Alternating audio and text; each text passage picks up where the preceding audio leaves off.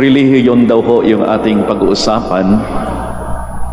Meron ho tayong tinatawag na pillars of religion o pillars of religious acts na makikita ho ito sa maraming reliyon.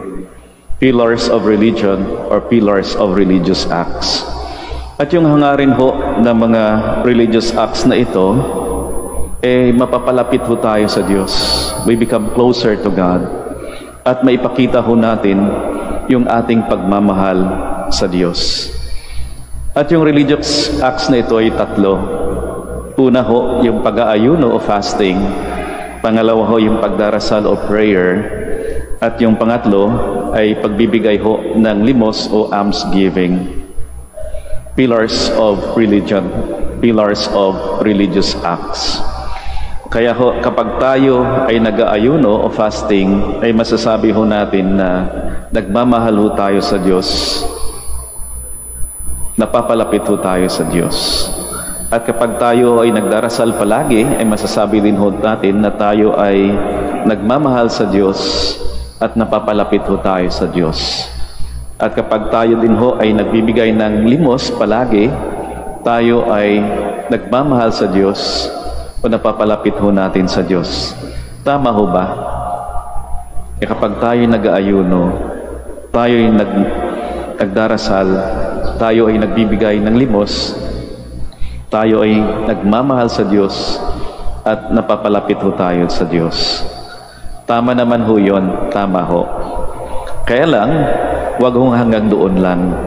Dahil kung hanggang doon na lang ho yung ating paniniwala, baka wala na ho tayong ipinagkaiba sa mga Hudyo, sa mga Eskriba at Pariseyo, at sa mga alagad ni San Juan Bautista na pinansin ho at tinanong kung bakit di ho nag-aayuno ang mga alagad ng ating Panginoon. Sa tingin niyo ho, ano kaya yung pinakatangian natin bilang isang Katoliko, mga reliyosong Katoliko, na kahit pa paano yung masasabi natin, parang meron din tayong pagkaiba sa ibang reliyon, na meron din tayong pagkaiba marahil sa mga Hudyo, sa mga Eskriba at mga Pariseyo. Ano ho kaya yung katangian natin? Sapat na ho ba na tayo nag-aayuno? Hanggang doon na lang. Sapat na ho ba na tayo nagdarasal? Hanggang doon na lang. Sapat ho ba na nagbigay tayo ng limos? Naglagay ho tayo sa donation box? Hanggang doon na lang. Sa tingin ko, hindi ho. Bilang mga Katoliko, yung pinakatangian ho natin ay yung tinatawag na pasasalamat. O matatawag din ho natin Eucharistic life. Eucharistic life. Yung Eucharist ho, yung katagang Eucharist ay galing ho sa Griego, ang katagang Eucharistein, na ibig sabihin ho ay to give thanks. Nagpapasalamat sa Diyos. Kaya bilang mga Katoliko ho, sentro ho ng ating buhay yung pasasalamat. Na yung bawat galaw ho natin ay isang pasasalamat. Pasasalamat sa Diyos na maawain at mapagbigay. No, thanksgiving. Kaya nga ho yung misa, Eucharistia, ay isang pasasalamat ho. At paulit-ulit natin na binabanggit ho sa misa yung katagang Eucharist o thanks. Ito yung bagong alak o karagdagang pananaw na ninanais ho ng ating Panginoong Hesus para sa kanyang mga alagad, para ho sa atin. Nag-aayuno ho tayo, hindi ho natin tinatanggal. Nag-aayuno ho tayo, nagdarasal, nagbibigay ho ng limos, at mas naging sensitive ho tayo sa presensya at grasya ng Diyos. Ibig sabihin, may tuwa, may galak, at nagpapasalamat ho tayo sa Diyos. Kahit na minsan ang buhay ay isang malaking hamon ho sa atin. Ngayon ho, nandito tayo sa loob ng simbahan. Isang pillar of religion.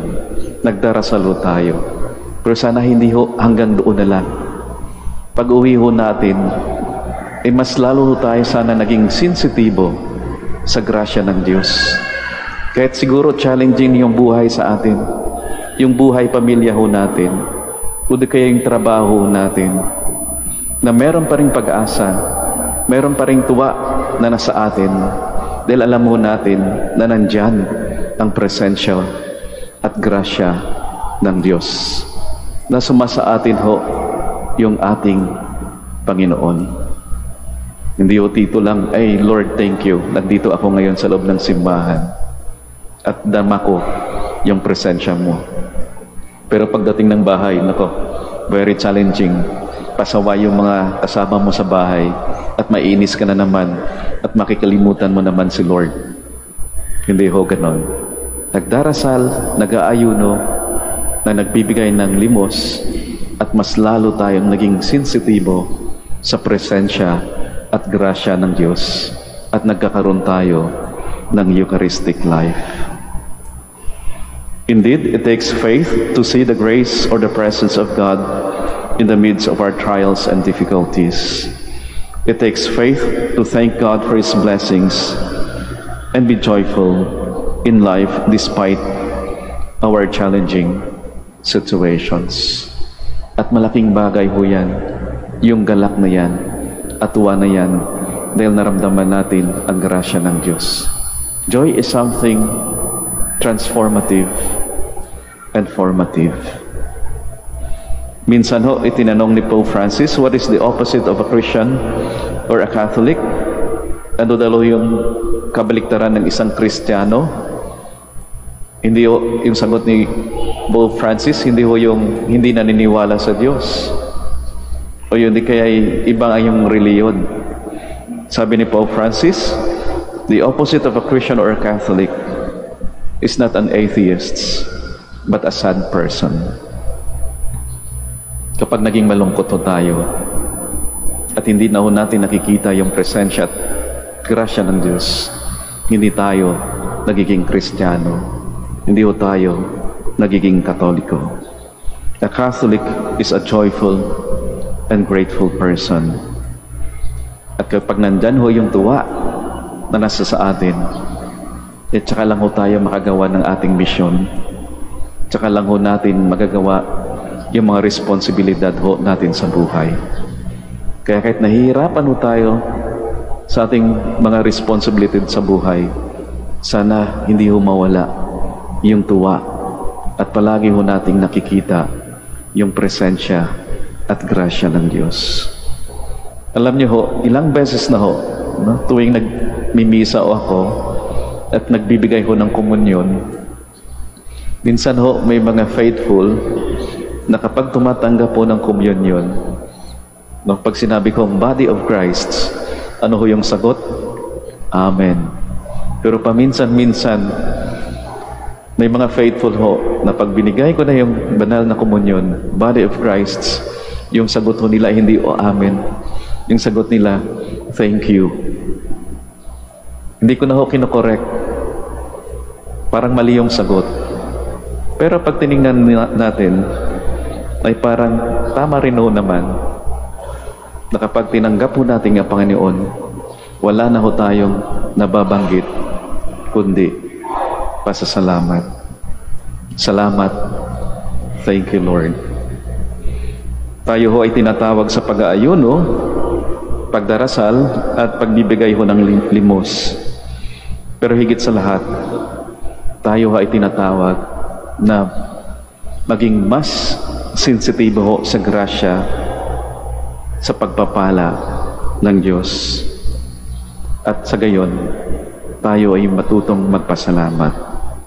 Thank you, Lord, for your blessings despite my trials and difficulties.